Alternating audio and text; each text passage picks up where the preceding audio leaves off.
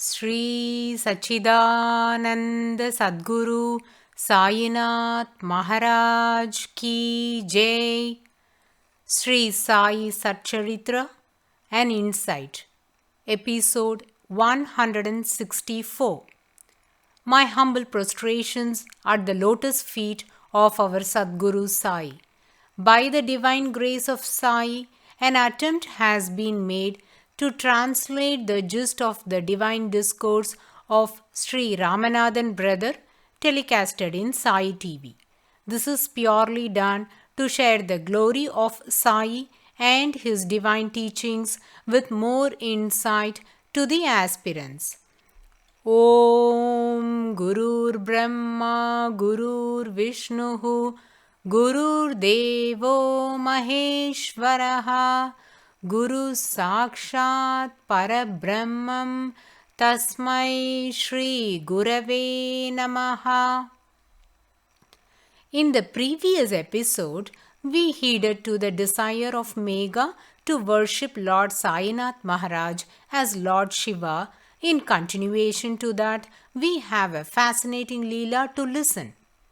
Lord Shiva is very pleased by Abhishekam, that is, sacred bath. As an indication to this, devotees might have noticed in the temples of Lord Shiva that a vessel would be placed with water on top of the lingam and water would be made to drip continuously from the vessel on the Shivalingam. This vessel is known as Tara Patra. Megha considers Sri Sai Maharaj as Lord Shiva, and that day being Makar Sankranti, he wanted to bathe Sri Sai Baba with the holy Ganga water, as this is considered as one of the most auspicious ways to worship Lord Shiva. Megha was persistent in getting Sri Sai Baba's approval to perform this holy bath. Generally, Sri Sai Baba doesn't permit such worship, but Megha was a very sincere and loving devotee, considers him as Lord Shiva, and to fulfill his desire of giving this ritualistic bath, Sri Sai Baba approved his request. Initially, Sri Sai Maharaj was reluctant, hence gave reasons to avoid. But Megha was constantly beseeching Sri Sai Baba's assent, and finally Sri Sai Maharaj gave his consent on the day before Makar Sankranti. And on the following day, Megha's mind was engrossed with just one thought, that he had to stroll 16 kilometers to and fro and get the Godavari water for the holy bath of Sri Sai Maharaj.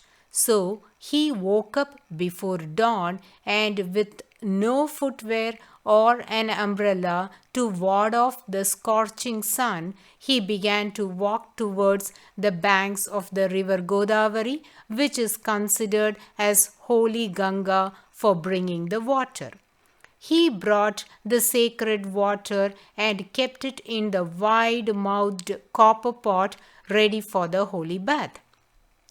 Sri Sai Maharaj was as usual seated in his darbar at Dwarakamai and was engaged in conversation with the devotees present there. Megha accosted Sri Sai and said that the sacred water is ready and requested to come for having his bath. Whereas Sri Sai Baba told him to wait and continued with his routine. Megha kept reminding at an interval of every 30 minutes, but Sri Sai Baba didn't seem to move from his seat. It was noon, and Megha was distressed that he couldn't perform the holy bath to his beloved god, Lord Sai Shiva.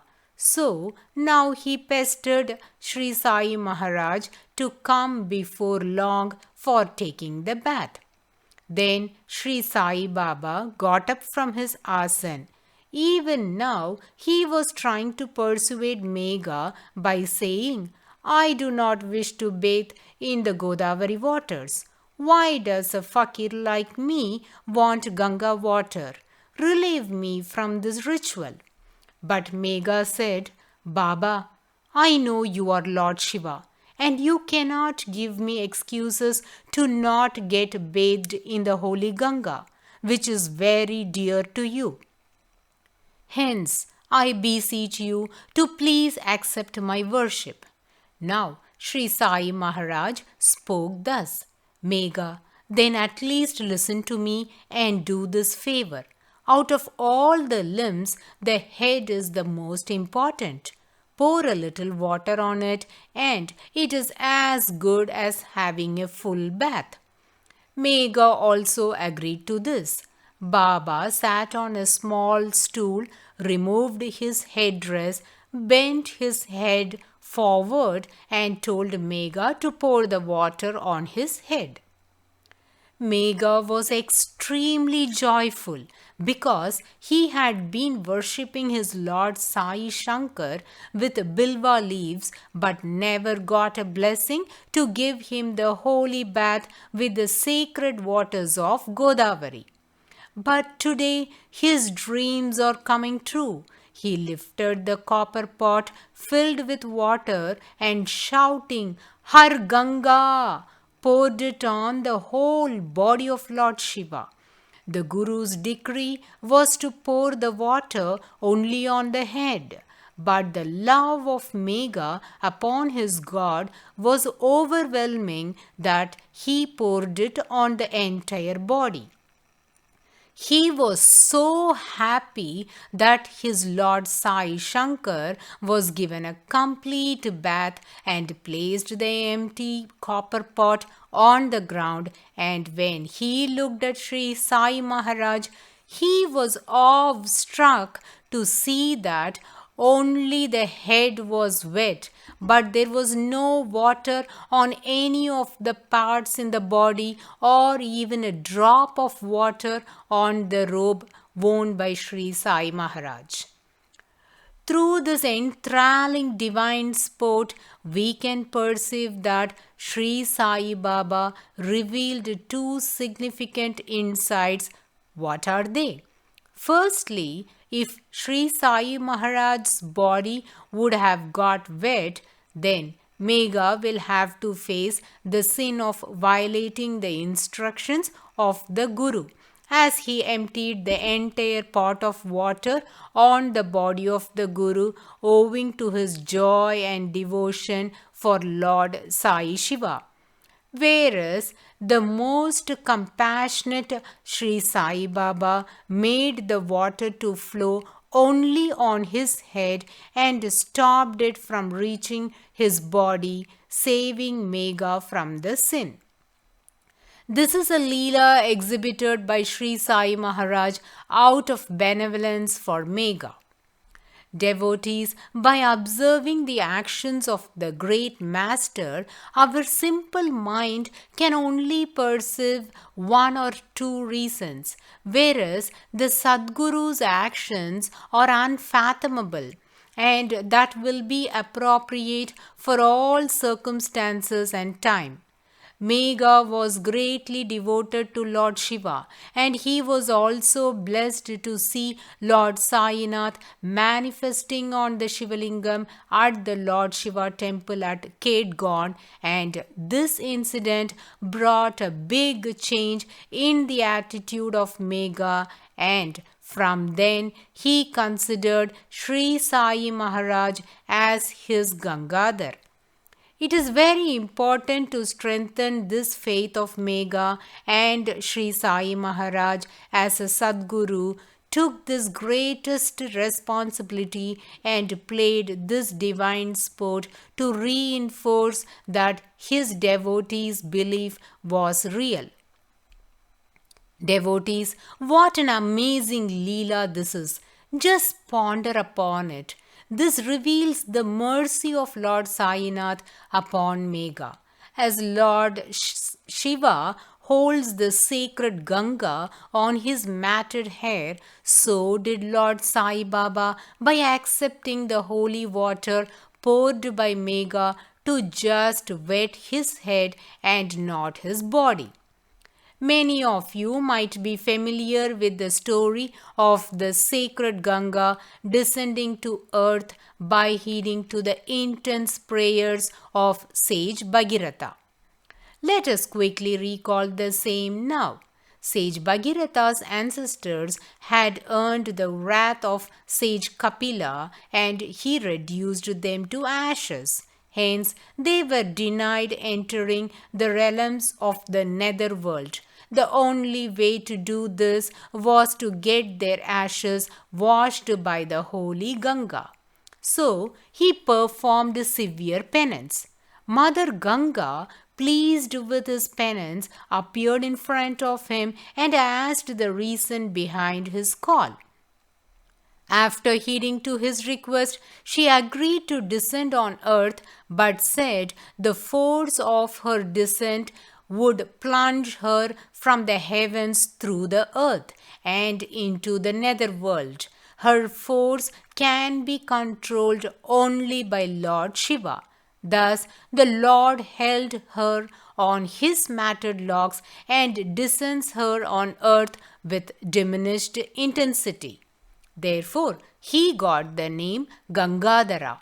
Similarly, Sri Sainath Maharaj held the holy Godavari just on his head and not allowing it to flow upon his body to re-establish the truth that he is Lord Sai Gangadhara. It is vital to recall the most fascinating Leela of Sri Sai Baba to Dashganu Maharaj, in which Sri Sai let the holy Ganga and Yamuna to flow from his divine feet, and the same was glorified by Dashganu as Agatita Leela Agada Shakti, and he regarded Sai Baba as Lord Narayana. Whereas now for Megha, Sri Sai held the holy Ganga on his head and reinstated that he is Lord Shiva. True to the sloka, Gurur Brahma, Gurur Vishnuhu, Gurur Devo Maheshwaraha, Guru Sakshat Parabrahma, Tasmai Shri Gurave Namaha. Sadguru Sri Sai Maharaj has vividly demonstrated at various circumstances to his devotees that he is that Brahma, Vishnu and Maheshwar. This has been well elucidated by Pujya Sri Narasimha Swamiji in his Sai Sahasranamavali 87th sloka as Om Sri Sai Abhisheka Chamatkrutaye Namaha. Salutations to the one who has shown miracle while performing Abhisheka to him. Also, in 853rd sloka, Om Sri Sai Sirastambita Gangam Bashe Namaha. Salutations to the one who has stopped holy Ganges in his head. Devotees, Ramanathan brother says that he would like to recall another fascinating Leela in this connection related to Sri Jnanananda Giri Swami. He is considered as a great Avaduta of the Datta Sampradaya. The Avadutas never care for their body or clothes. They don't have body consciousness. They don't identify with their mind, body, or names and forms. As Sri Jnanananda Maharaj was in a state beyond consciousness even during his pilgrimage to the holy Himalayas, he was only wearing a cloth around his waist and didn't protect his body with any warm clothes, as he is not bothered about the biting cold or the rough conditions of the weather. That doesn't affect their body. This state is known as Ajagara Avastha, a higher spiritual state that ignores all the bodily discomforts. At that juncture, a great saint by name Kadirgama Swamigal witnessed Sri Jnanananda Maharaj lying on the snowy mountains of the holy Himalayas and was awestruck to see him resting on the snow with just a cloth tied around his waist. Later, when this saint came to Tirukovilur, to the ashram of Sri Jnanananda Giri Swami, known as Jnanananda Tapovanam, and described the scene with amazement to the devotees present there. Immediately, two of the curious and concerned devotees went to Sri Jnanananda Giri Swami to enquire how it was feasible for him to bear the extreme weather and snow with just a piece of cloth on his body. This happened during the month of Kartik, and it is the beginning of winter in Chennai. So the weather would be chill and it will be foggy in the evenings until morning. Sri Jnanananda Giri Swami told those two devotees to follow him to the well that was situated at the backside of the ashram and sat on the ground close to the well, crisscrossing his legs. Even at that moment, Swamiji was wearing just a thin cloth around his waist. He now instructed those devotees to draw water from the well and pour it upon him. The water was extremely cold. The devotees felt embarrassed for making such an enquiry to Swami. Hence, they begged his pardon and requested him to not do this demonstration. Whereas Swamiji didn't budge a bit. He told them to follow the commands, and the helpless devotees, with great distress, poured pails and pails of cold water upon Swamiji. The devotees were shivering in cold despite wearing proper clothes, whereas Swamiji was seated quietly and was still. The devotees were tired of drawing the water as they already emptied 20 to 25 buckets, whereas the Swamiji was seated in his position without any discomfort. The devotees described this wonderful scene as Sri Jnanananda Giri Swami looked like the Shivalinga on the caves of Amarnath, because cold smoke was emanating from his body, which replicated the stillness, snowy structure, and smoke of the Amarnath Shivalinga. Wonder of wonders, despite so much of water being poured on Sri Jnanananda Giri Swamiji, only his head was wet with water, which was another stunning piece of evidence of that divine sport of Swamiji. This also underscores the truth that Sri Jnanananda Giri Swamiji is also an incarnation of Lord Shiva. The Leela of Sri Sai Maharaj was akin to the one staged by Sri Jnanananda Giri Swamiji. There was not even a drop of water on the body of Sri Sai Baba as well as on Sri Jnanananda Giri Swamiji, and it was just their head that got drenched in water. In both the cases, the devotees were pouring the water on the mortal being of the Supreme Masters. They never intended to pour it only on the head of their gurus. Any water that is poured on the head must get drained through the body. So, undeniably, it is obvious that the supreme divine powers of the gurus have made this feasible and nothing else. Then, Sri Jnanananda Giri Swamiji told his devotees, this is how Swami managed the cold of the snowy Himalayas.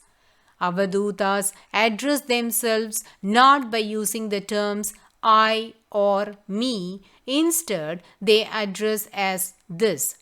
Let us now get back to the original thread, which depicts the divine sport of Sri Sai Maharaj that strengthened the faith of Megha, considering Sri Sai as Lord Shankar. Megha was staying in Satewada and performing Madhyana Arati. This was the most exciting and favorite event for him. As mentioned in the previous episode, his Arati is exceptional as he would stand in one leg still without losing balance and perform Pancharati with his right hand by ringing the bells with the left hand. This is a real wonder to watch. He considered Sri Sai Maharaj as Lord Shiva and had steadfast faith on Sri Sai Baba, hence it was feasible for him. Otherwise, it would be impossible for anyone to perform this kind of arati for almost a duration of 25 to 30 minutes at Dwarakamai every day. Also, he placed the divine portrait of Sri Sai Baba at Satewada and worshipped regularly. This beautiful big portrait was gifted to Megha by the Deputy District Collector Nana Sahib Chandorkar. Megha worshipped during morning and evening at Satewada and would go to Dwarakamai for noon arati. This portrait is regarded potent with divine powers as it is the image of Sri Sai Maharaj. Also, it is believed that the image or pratima of the deity radiates the spiritual powers depending on the attitude, worship of the devotee and the place it is kept. This picture is significant for one more reason, as this was sent by Sri Sai Maharaj to the Mirikers for fixing the frame and came along with Gaga Sahib Dikshit when he first came to Shirdi with the Mirikers. Let me elaborate on this. While Megha was worshipping this divine picture, the glass on the frame had broken, so was sent to the Mirikers at Ahmednagar for fixing.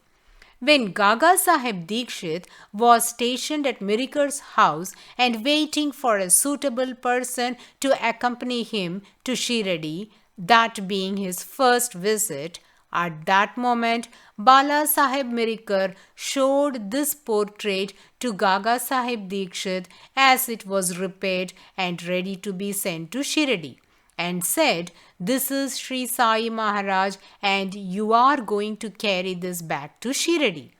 This scene is illustrated as though Sri Sai Maharaj himself had gone to Ahmednagar to bring Gaga Sahib Dikshit to Shirdi. So, this image was packed with the divine energy of Sri Sai Maharaj. Almost for 12 months, Megha worshipped this picture uninterruptedly, and Sri Sai Baba was pleased by his devotion and showered his blessings upon him, which is very fascinating, and we shall listen to it in the coming episode. Bow to Sri Sai. Peace be to all. Om Sai Ram.